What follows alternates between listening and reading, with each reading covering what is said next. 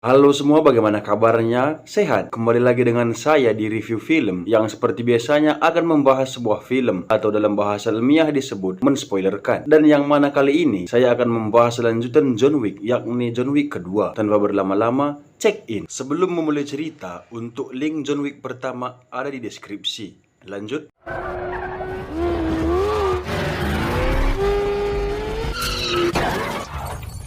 Diawali dengan adegan John yang mengejar seorang pria bermotor, yang mana pria tersebut adalah salah satu anggota mafia yang dapat kita ketahui dari kartu atau tanda pengenal yang diambil oleh John dari saku bajunya, yang mana juga ternyata organisasi tersebut dipimpin oleh Abram Tarasov, yakni saudara dari Viggo Tarasov, musuh John Wick di sequel pertama. Ternyata Abram sedang menyembunyikan mobil John yang dicuri oleh Joseph Tarasov. Kalian pasti ingat kasus pertama di John Wick pertama, yang mana setelah Aurelio menolaknya, Joseph pun menitipkan mobil tersebut ke Abram. Why can't we just correct? Fucking nephew killed the dog. Stole a car. It's not just a car. Wick's car. John yang tahu akan hal tersebut pun berniat ingin menghancurkan kelompok Abram. Dan alasan tersebut jugalah yang membuat Abram ingin memindahkan bisnisnya. Namun, sang Baba Yaga yang sudah sampai di markas Abram bahkan sudah membunuh beberapa anak buah Abram.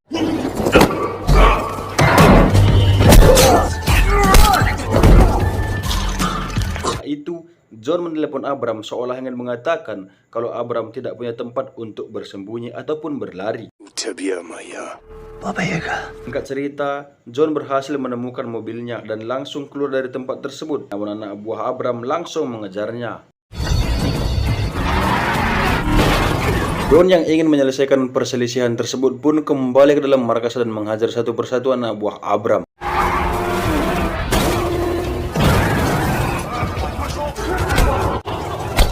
Setelah merasa puas, John pun langsung menemui Abram dan meneguk segelas whisky. Setelah itu, dengan mudahnya John mengatakan damai. Abram yang tidak punya pilihan pun hanya mengiyakan permintaan John, sehingga bayaran Abram tidak sebanyak bayaran yang diterima saudaranya, dan John pun pergi untuk menikmati rencana pensiunnya. Dan inilah John Wick kedua.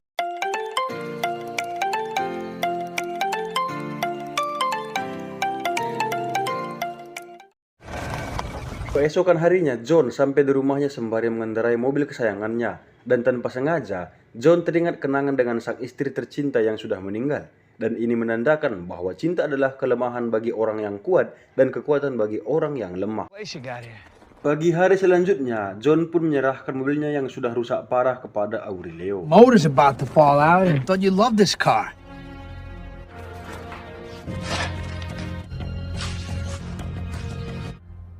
Namun seorang pria bernama Santino datang. Dia adalah teman John. Mereka berdua sama-sama berasal dari dunia bawah. Maksud kedatangan Santino adalah untuk menyuruh John melakukan sebuah pekerjaan sembari mengeluarkan sebuah benda yang berarti terjadinya sumpah darah antara John dan Santino. The marker is no thing, John. Do you remember? This is your blood. It's the best soul. Karena dahulu Santino pernah menolong John untuk melakukan misi tersulit bagi pembunuh bayaran normal. Dan yang mana ternyata di balik keberhasilan John tersebut ada Santino yang menolongnya. Dan yang saat ini juga menagih janji John Wick tersebut. What I did, impossible task. You wouldn't be here. Untuk misi mustahil tersebut tidak ada di dalam film. Namun Viggo pernah membahasnya di sequel pertama, dan karena misi tersebut jugalah John tidak tergantung dari adsen ataupun satu mawar dari Lev Treme. Yang artinya John tidak dapat menolak janji tersebut karena hutang emas boleh dibayar hutang budi di bawah mati. Budi. Namun seperti kawan, teman, sahabat pada umumnya, John menolak untuk membayar hutangnya. Bahkan dia juga mengancam Santino. This is your blood. I'm not that guy. You're always that guy. Santino yang marah pun langsung membakar rumah John Wick hingga rata dengan tanah. Bahkan seluruh foto kenang-kenangan John Wick dengan istrinya pun hangus terbakar, hanya meninggalkan seekor anjing. Itu saja guys. Karena tidak punya tempat untuk dituju, John mendatangi Continental untuk menemui Vincent. Terlihat Vincent yang sudah tahu tragedinya pun menegur John karena melanggar aturan. Vincent juga mengatakan kalau Santino wajar melakukan hal tersebut, sehingga Vincent pun memberi saran kepada John Wick untuk mengikuti kemauan Santino. Dan setelah itu terserah John melakukan apa terhadap Santino. Pikiran John pun terbuka setelah menerima pencerahan dari Vincent. Setelah John meninggalkan anjingnya di Continental, John pun mendatangi sebuah museum tempat Santino berada. Terlihat John datang dengan tangan kosong, sedangkan museum tersebut dijaga ketat oleh anak buah Santino. Setelah mereka berdua duduk bersama, Santino tahu dan menyadari akan diri John yang seolah ditakdirkan jadi pembunuh bayaran. You're thinking about it. You're counting exits. You get to me in time. Tanpa menunggu lama, John bertanya apa misi yang harus dia lakukan, yang mana ternyata Santino menyuruh John untuk membunuh seorang bernama Gianna, yakni kakak kandung Santino sendiri yang sedang berada di Roma. Alasan Santino membunuh kakaknya adalah karena merasa iri terhadap si Gianna kakaknya yang akan menjadi penerus High Table pasca meninggalnya ayah mereka. Kill my sister. You want me to honor Antonio. BTW Kedewe, High Table adalah pimpinan tertinggi dalam organisasi dunia bawah guys. Atau dia ini sebagai organisasi yang melingkupi seluruh pembunuh bayaran dari dunia bawah. Dan jika John menerima misi ini, utang John akan lunas. Lanjut. Do this for me. Marco is honored. Tanpa menyempatkan live streaming atau hunting tiket konser, John langsung berangkat menuju Roma hari itu juga. Dan sebelum berangkat, John mengambil kostum dan beberapa uang emas yang disimpannya di berangkas miliknya. 59.3.5. Singkat cerita, setelah sampai di Roma, tanpa selfie-selfie atau nongkrong di kafe, John langsung menuju Continental setempat dan tak sengaja John bertemu dengan Julius, manajer hotel tersebut, dan karena itu juga John pun mendapat kamar VIP sebagai hadiah atas kembalinya dirinya. One of our finest. Setelah dapat kamar, John langsung mempersiapkan semua hal-hal yang dibutuhkan oleh John untuk mengerjakan misinya, mulai dari blueprint markas Gianna, senjata, bahkan blazer yang di-upgrade menjadi rompi anti peluru, dan ya, sang Baba Yaga Boogeyman sudah kembali atau bangkit. Dan kita diperkenalkan dengan wanita bernama Gianna, yakni target John atas perintah Santino. Terlihat dirinya dijaga ketat oleh para pengawalnya di tengah keramaian pesta untuk penobatannya sebagai salah satu pemimpin High Table. Dan satu hal yang tidak disadari oleh Gianna adalah bahwa dirinya telah menjadi target sang Baba Yaga. Sebagaimana wanita pada umumnya, terlihat Gianna yang sudah merasa kotor pun karena beraktivitas seharian. Dia pun mandi sebelum acara inti dimulai, dan dia juga menyuruh pengawalnya untuk keluar dari ruang pribadinya, yang mana hal itu membuat hal yang tak diinginkan pun terjadi. Perché non torni alla festa e entrate a farmi un po' il trucco? Ya, dan tiba-tiba saja John muncul di ruangan pribadi Gianna. Gianna yang menyadari harinya sudah sampai pun langsung menanggalkan gaunnya sehingga dirinya telanjang bulat di hadapan John. Tidak hanya itu, Gianna pun masuk ke bak atau bathtub atau apalah yang namanya. Yang penting Gianna berendam. Mereka berdua juga sempat bercerita tentang masa lalu. Think about you. I lived my way. Now I might. Gianna yang kooperatif bahkan memotong urat nadinya sendiri. John juga menambahkan sebutir peluru di kepala Gianna yang menandakan misi John sudah selesai. Saat John keluar, dirinya bertemu dengan Cassian, yakni pengawal pribadi Gianna. Cassian pun menyadari kalau suatu hal yang tidak diinginkan telah terjadi atas kehadiran John. John, you working? Great so. John dan Cassian sempat saling adu tembak karena tidak ingin berlama-lama. John mencoba melarikan diri. Cassian pun memerintahkan semua anak buahnya untuk mengejar John, sehingga adu tembak menembak antara anak buah Cassian pun terjadi. Saat John berhasil keluar dari kejaran Cassian and the gang, masalah lain pun terjadi. Ternyata Santino yang menyadari setelah kematian Gianna, maka John akan datang kepadanya. Maka dari itu, Santino menyuruh anak buahnya untuk membunuh John. Dan di dalam terowongan, John dan anak buah Santino yang dipimpin oleh Ares pun saling tembak-menembak. Singkat cerita, akhirnya John berhasil keluar dari kejaran anak buah Santino. Tapi tiba-tiba Cassian datang dan langsung menyerang John karena Cassian belum terima atas kematian Gianna, bosnya sendiri. Ditambah lagi Cassian sudah menjadi seorang pengangguran. Cassian yang emosi pun langsung membabi buta menyerang John.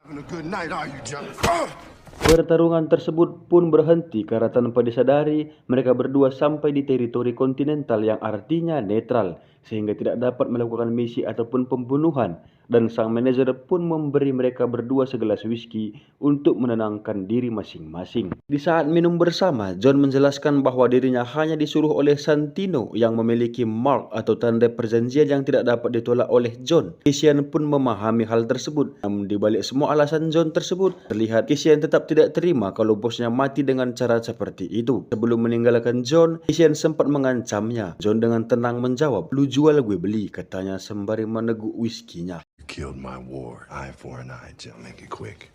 I'll try and do the same. Sedangkan Santino yang mengetahui anak buahnya gagal membunuh John, dia membuka kontrak untuk John seharga $7 juta. Tersebut dapat dilakukan oleh Santino karena dirinya adalah salah satu petinggi high table. Money account? John Wick. State of contract? Open. 7 million. Dan pada saat itu juga high table meliris open kontrak tersebut ke seluruh assassin di penjuru Amerika Serikat, yang artinya John tidak ada tempat untuk berlindung di Amerika Serikat. Tempat lain, Winston menjumpai Santino untuk mengakhiri penandanya dengan si John, yang mengartikan John dan Santino tidak memiliki ikatan satu sama lain. What is this? The marker. Winston juga menyayangkan atas pengkhianatan yang dilakukan oleh Santino terhadap John. Winston juga mengatakan kalau John tidak akan berhenti sekalipun Santino open kontrak terhadap John. Namun Santino dengan sombong menjawab, "Kita tunggu saja, apakah dia akan selamat dari kejaran para assassin," katanya. Stabbed the devil and forced him back, incinerated the priest. Dan terlihat para assassin berbagai tipe dan jenis mulai berdatangan menyerang John, bahkan di tempat umum sekalipun.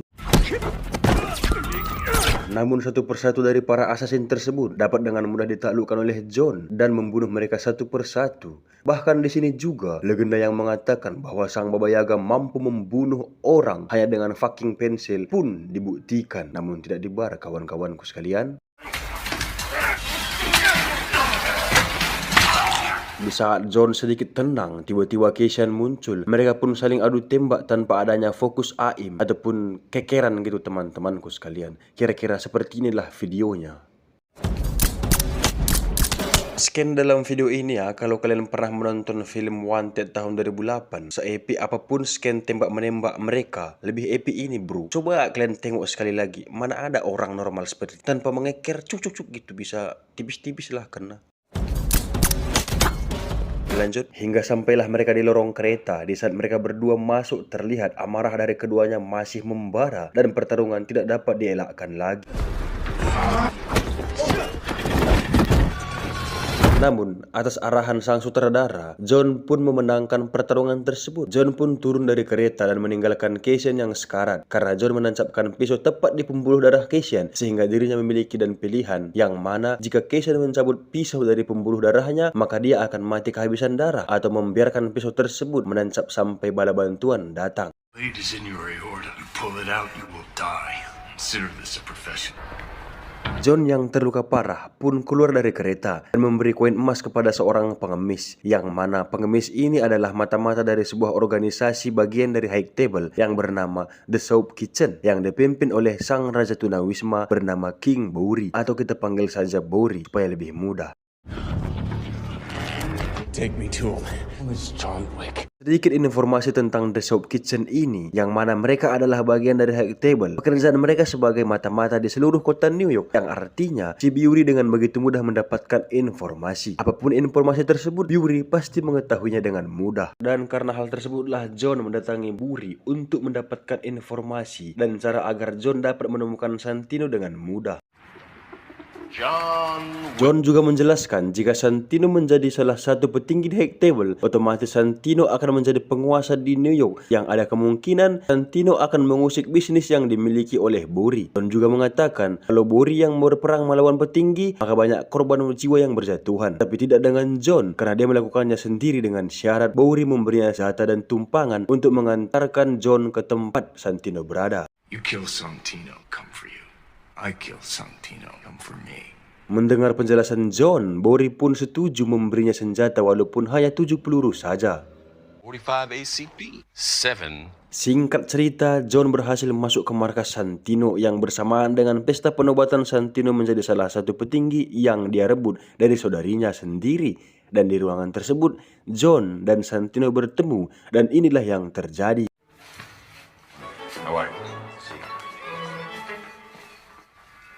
Ya, saling tembak-menembak antara anak buah Santino dan John pun berlangsung, yang mana terlihat John dengan mudah membunuh anak buah Santino satu persatu, sedangkan Santino mencoba melarikan diri. Rick is here. Yeah. John pun mengejar Santino yang bersembunyi di sebuah ruang refleksi yang mana ruangan tersebut dipenuhi oleh cermin. John pun masuk ke dalamnya, sedangkan di luar gedung, bantuan untuk Santino sudah sampai, yakni wanita bisu pengawal Santino bernama Ares, yang mana Ares mencoba mengeluarkan Santino dari tempat tersebut, namun John menemukan mereka. Ares yang loyal terhadap Santino pun mencoba menahan John agar Santino dapat melarikan diri. Namun Ares, si dewi perang, dapat dengan mudah dikalahkan oleh sang Baba Yaga.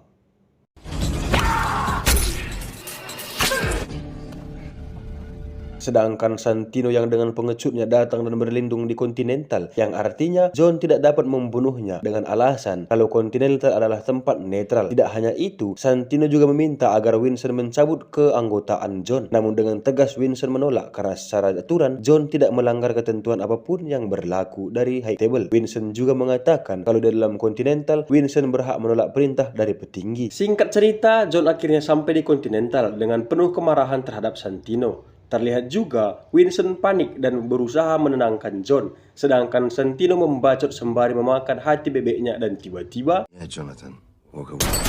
ya, Santino mati di Continental, yang mengartikan John dalam masalah besar. Bahkan tidak hanya dia, melainkan Winston juga selaku manajer hotel tersebut pun terseret ke dalam masalah tersebut. Have you done? Finished it. Singkat cerita, John pun pulang ke rumahnya yang hanya tersisa abu bekas bakaran. Namun tanpa disengaja, John menemukan kalung peninggalan almarhum sang istri, yang mana itu pun memberinya sedikit cahaya harapan untuk hidup. Singkat cerita, pagi pun tiba. Terlihat di sebuah taman, Winston dan John pun berbincang, yang mana Winston mengatakan kalau John sudah menjadi ekskomunikado, yang artinya keanggotaan John sudah dicabut. Open kontrak juga tetap berlaku terhadap John, bahkan sudah digandakan oleh para petinggi. Ditambah lagi, open kontrak tersebut menjadi skala internasional, yang artinya kemanapun John pergi ada orang yang menyerangnya atau ingin membunuhnya. What am I looking at? The Camaro's double sect has gone international. Company grounds, Jonathan Communicado. Dan di sini Winston bisa saja membunuh John karena orang-orang di taman tersebut adalah orang-orang Winston. Namun sebagai teman, Winston tetap membantu dengan beberapa risiko. Sebelum John pergi, Winston memberi sebuah segel pertolongan kepada John. Am I not dead? Did not to be. You might need this. Down the road. Dan salam perpisahan John kepada Winston adalah pesan kematian yang berisi, katakan kepada mereka, siapapun yang datang, apapun itu, aku akan membunuhnya, katanya. Winston, tell them all. Whoever comes, whoever it is, I'll kill them. I'll kill them all. Dan John pun pergi dengan bayang pembunuh bayaran di sekitarannya yang hanya menunggu waktu. Film pun berakhir.